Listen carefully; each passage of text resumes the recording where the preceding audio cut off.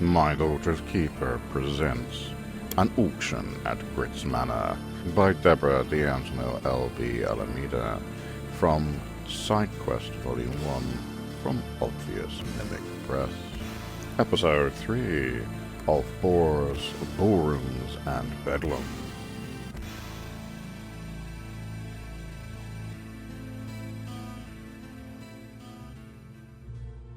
You thank the servants and walk to the centre of the ballroom. There is a large group of guests on the left sharing heroic tales and laughing to their heart's content, and a trio of reserved gentlemen in the far corner of the right, observing the crowd with judgmental gazes. The other guests are either scattered, avoiding attention, or too engrossed in fast-paced conversations in small circles too tight and chaotic for you to just slide inside. You can choose to approach the group of gossips on the left, or try the trio of gentlemen on the far right. I'm gonna try the Right. gentleman on the right. Yeah, that was an agreement Left. from... You said right to begin with. Right. You had an agreement. That's fine. It's like you don't like agreements, silly. I don't. We're just finding this out now. You approach the trio of gentlemen in the far right corner of the room. They eye you with curiosity and sip from their glasses in sync. Yes, the three men nod and stare at you at once. There is something about them that makes you very uneasy. Okay, Arcana check time. So let's have rolls from both of you. Okay. Tilly gets a +2, Morgana gets +5. Intelligence 16. Wow. 16 plus 6 plus 2. Sorry, what did you say, Tilly? 6. So 6 plus 2 is 8. Yep. And you got 16. Yep. Plus 5 is 19. Again, Tilly What's happening? is just not interested. Yeah. But Mo manages to get it. It's because she's a barbarian. She's barbarians are the closest thing we have to caveman. Basically. Yeah. You notice a hint of magic extruding from the other two gentlemen next to the man speaking to you. They are but mere illusions imitating his movements, which had fooled you until now. Are you feeling lonely? He sighs, annoyed by the question. No. This is how I deal with social gatherings. You see, people can't tell the difference from afar, and I prefer to have my own company. They all give you an insincere smile. I am Morgana, and this is we are security tonight. Please stay away from her. Don't acknowledge her. Oh, great. Then I'd rather your company than the shadows of myself. You may address me as Count Leclaw. Okay, sorry if I say your name wrong. The trio of gentlemen take another drink from their glasses, the bubbly liquid inside fizzing at every sip. Then the Count snaps his fingers and his two mirrors vanish without a sound. You may ask him if there is someone you should be keeping an eye on, or who the other guests are in general. I'm Who's going. other guests? No, that's boring. I'm going Good to. boy. I'm going to ask if anyone he thinks I should keep an eye on. Does that sound like a good idea, Toes? Yeah. Finally, you've reasoned something. You ask Count Leclaw if there is any guest that you should keep an eye on. Straight for the dirty stuff, huh? Oh, why not? He looks around, trying to find someone in the crowd. You watch him narrow his eyes, unsatisfied.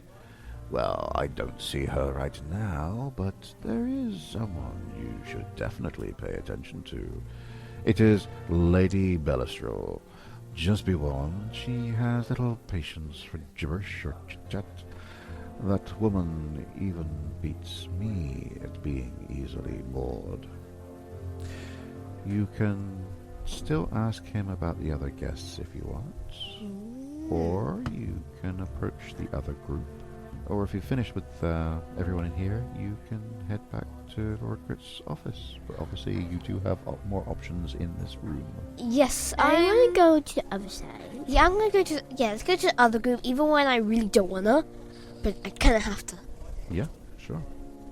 So the other guests. You approach the enthusiastic group of guests on the left. They are talking about their latest adventures, and you manage to catch the end of one of their tales.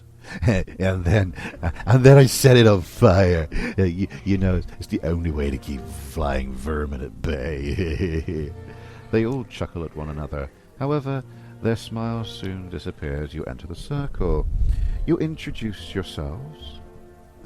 I am Morgana, and this is. We are security tonight. Please keep aware of her. She can be a bit crazy at times. You're adventurous. Ah, splendid. Please, indulge us with a tale of your own. I mean, I'm sure you got plenty. After that, we'll be happy to answer any questions you want. They all stare at you expectantly. You consider some of your previous adventures and think what you might show the party guests to impress them. Because we haven't played any of the other games in the series, you don't have any of the obvious things. We could just make one up. What makes sense? Yeah, okay. Which is your last resort. You can simply use charm. Yay! So, give me a charisma roll. Which one of you would be better with that? I think that's definitely, without question. No. Yeah. Yeah, you want to get a 12 or higher, ideally. Come on. Can I reroll? How do I help? You could help if you want to do one roll. Come on, charisma. 2. No! -2 is a big fat 0. Can I? Well, they don't have to believe us. We just have to say it confidently. That's what charisma's all about. I know. Anyway, you look fail drunk that. anyways. Yeah. You look drunk anyways. I don't have any tails. I'm just gonna say it. I'm gonna say it flat out. Can't take any tails. It's not part of our job. The two of you have travelled for a while together, but you try to give conflicting stories, and despite your best to impress your audience, they're not buying it. Yeah. Well, surely there's something special about tonight's event. Of course, we're the real attraction. This auction might as well just be for show. Yeah, it certainly is, isn't it? They nod at each other, inflating their egos, and proceed to compete with who tells the most extravagant story. Right. It seems you have finished interacting with all the guests. I hope But you can. I want to kill them. That's not an option right now. I hope I found their bodies first. I'll make sure it's dead. I just banned them. I will just eat them. Right. Cannibalism. Yeah. Yeah. Back to Grit's office, it would seem. Hopefully he's happy with the stuff we've heard. Yeah. No other guests seem willing to lend you an ear. You stay there, watching them talk, laugh, and interact with each other for some time. You catch movement in the corner of your eye and turn to find a woman approaching you with a snarky smile on your lips. You seem a bit out of place, little lamb. Have you come for the bidding? You don't look like the type, nor do you strike me as the owner of this manor. No, we're not Lord Gritz, and we're just security for this evening. I will kill you, and I will kill you. She waves an embroidered fan near her face with newfound curiosity. You notice an exquisite ring on one of her fingers as she waves the fan. The ring's red gem shines with a vivid tiger's eye. Pleased to meet you. I am Lady Bellestrol, but I'm sure you've heard of me before. Her smile widens. It's a rhetorical question. You can ask her opinion of the other guests, or you can conclude your conversation and return to Lord Gritz. Lord Grit, we don't have any time. Yes, but we just need her opinion just in case her opinion is right later on. Especially seeing as this is the person that Leclaw said. To keep an eye on. Keep an eye on. Fine. Let's Let's ask her. Yeah, let's With her ask opinion her. on other guests. Yeah. And if her opinion is wrong, we burn her. But Oh, burn her I at the smash it to stake. pieces like eating her. How do you want to phrase it to her, the question about the other guests? Okay, I can I just like just say it how I wanted to? How do you want to say it? Okay, what is your opinion on the other guests? They are monarchs, myself included, of course. But if there's one way in which we certainly differ, it's the methods we use to achieve our current status. Right. Charisma time. And the last one wasn't great. Okay. 8. Why am I getting these such bad rolls? What about Tilly? I'm going to lower. 6. -2 is 4. So yeah, you neither of you managed that one. We're not great at our jobs. Ow. You throw a few good compliments about her wealth and good looks, but she seems used to that kind of flattery. Yeah, I can kind of tell. But She sighs and shakes her head. Oh, darling, you bore me. But thank you for trying. She waves the fan and turns her face to look across the crowd, quickly losing interest in you. She leaves without a word to wander the room in search of someone more entertaining. You find yourself climbing the stairs to Lord Gritz's office once again, to find the wealthy Manticore sitting behind his desk, staring off into the middle distance again. His spiked tail is twitching against the floor behind him. As soon as you enter, his head jerks up. Oh, thank the gods you're back. So, have you found him, the thief? You can present any of the following information: the unusual heirs, the lying guests. I think, I think I'm just gonna tell them what we kind of heard. Unusual heirs? Yeah. You tell Lord Gritz that some of the guests have earned their fortune in mysterious ways. Gritz seems strangely unfazed by that information. Right, and I hope you have something more substantial than this to report. People do all kinds of things to achieve what they want in life. He stares at you and the notebook. Surely there's something in there about the thief. You don't basically have any more, because you're not even convinced that they were lying, because you failed that roll. But really, you don't have anything more to present. The grandfather clock on the ground floor strikes. The sound echoes, reverberating through the halls of the manor. You have already been a great help, Lord Gritz says. The thief has not yet revealed himself, however. He stares off into the distance for a moment. Would you accompany me downstairs? I'd like to watch a bit of the auction after all. His spiked tail twists beneath him with excitement. What it means eat them all. If you'll excuse me, I do not think our guests would appreciate my appearance, Lord Gritz says. He mutters a short incantation and vanishes from sight, though his voice is still right beside you. I will follow you downstairs. You head downstairs to the auction room to find a servant helping people to find a place to sit. The servant greets you and points to an empty chair towards the middle of the crowd. I'm here, adventurer.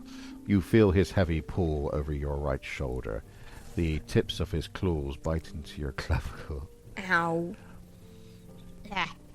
We shall not sit with the others. Come. He guides you through the crowd, using you as a shield to navigate the place. I don't want to disturb the event. Simply observe. All the guests have already taken the seat by the time you and Gritz manage to take a position standing by the back wall. The staff leave quietly, closing the doors to the temporary auction behind them. A woman stands at the pulpit, presenting every item placed on the table to her right. She must be the auctioneer. Some minutes of explanation passed, and the first round of bidding starts.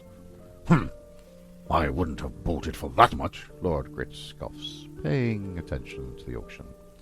New items are placed on the table, one after another. The rounds happen in a flash, with 2 or 3 bids at most. Some guests are discreet, signaling their bids with a simple scratch of the nose, while others like to draw their attention by waving their hands full of jewellery up in the air.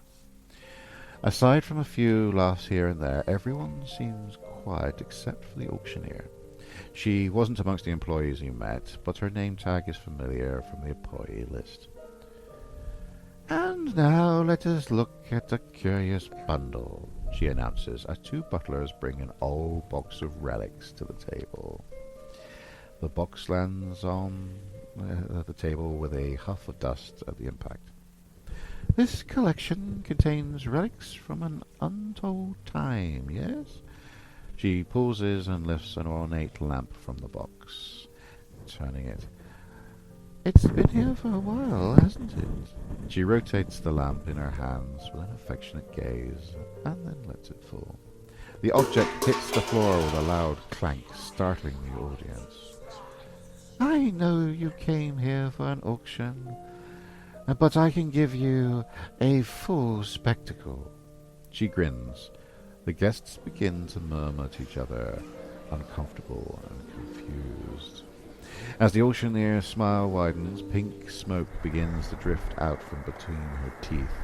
The guests grow agitated at the scene as smoke continues to spread through the room, covering the floor completely. Suddenly, a whirlwind forms, pulling all the smoke towards the center of the room, where it takes the shape of a tall, broad djinn, smiling like a winner. He snaps his head in place and cracks his knuckle. The auctioneer imitates his every movement. My, so many familiar faces. He raises an eyebrow, seeing the fear on everyone's face. Well, it was quite hard to get here. Never easy to project from the outer planes. But I'm fine. Thanks for asking. He winks, and someone in the crowd lets out a meek scream. Now, if I'm not mistaken, I'm just in time to collect what's mine. With a snap of his fingers, you hear the doors and windows magically open around the room. Time to give me your souls. I have no soul. I sold it already. You don't need my soul. You feel Lord Gritz pulls tense upon your shoulder. Ah! Right, seems like the situation is hotting up somewhat seriously now. You can ask the djinn what he wants, or rush to protect the guests. Rush to protect the guest. Nah, I'd rather... yeah, I'm gonna rush to save the gifts. Okay, see what happens. I don't want blood on my hands. Lord Gritz urges you to do something. Ah, there you are, Lord Gritz, the djinn says, as he turns at the sound. He snaps his fingers, and your employer's spell drops immediately, revealing the manticore stood behind you. The djinn forms a purple orb from a wisp of smoke rising up from his body. He holds it aloft. In the light of the orb, the guests calm to the point that they become drowsy. Some of them slump over the chairs, others directly to the floor. Even Gritz slumps to his knees, his eyes glassy, fixed on the orb. As you watch, human faces begin to appear inside the orb, and you quickly realize their souls are being siphoned into it. A few of the more willful guests start crawling away. Please stop wasting my time. You knew what you were signing up for, and this will be over in a moment. Then he points at you. Hey. You. No. Why are you not being consumed by the orb? Wait. You are not a guest. Are you? Who let you in? Myself. Yeah, Myself. nobody cares about your real guys over there. The Jinn slowly softens his expression, swallowing his rage. Listen up, you meek thing. How dare you? I'll gouge your eyes out. I don't like party crashers. I like scoundrels even less. It's pretty pooper. Tell me who let you in now, and I shall let you leave this place with your soul intact. I don't have a soul either. I'll just gouge your eyes out. A slow smile spreads across his misty face. I could grant you a boon. I can be generous sometimes. No wishes for you, I'm afraid. I don't have time for the paperwork, but I guarantee you'll like it nonetheless. Right. And I don't have time for blood. No. You can surrender to the Jinn and No. say you're just hired help. Or you can defend the guests. Defend the guest and gouge his eyes guests. out. Gouge his Defend them. eyes out. Yeah, you're going to go for the hero's route. Gouge his eyes out. Well, we'll find out what happens now, We shall can do that later, Dilly. Nah. Prepare yourself to defend the guests and yourself from the creature in front of you. He smiles, but all trace of the friendly Jinn are gone. Regrettable, He says, but you should pose little challenge. Luckily for you, you won't live long to regret your decision.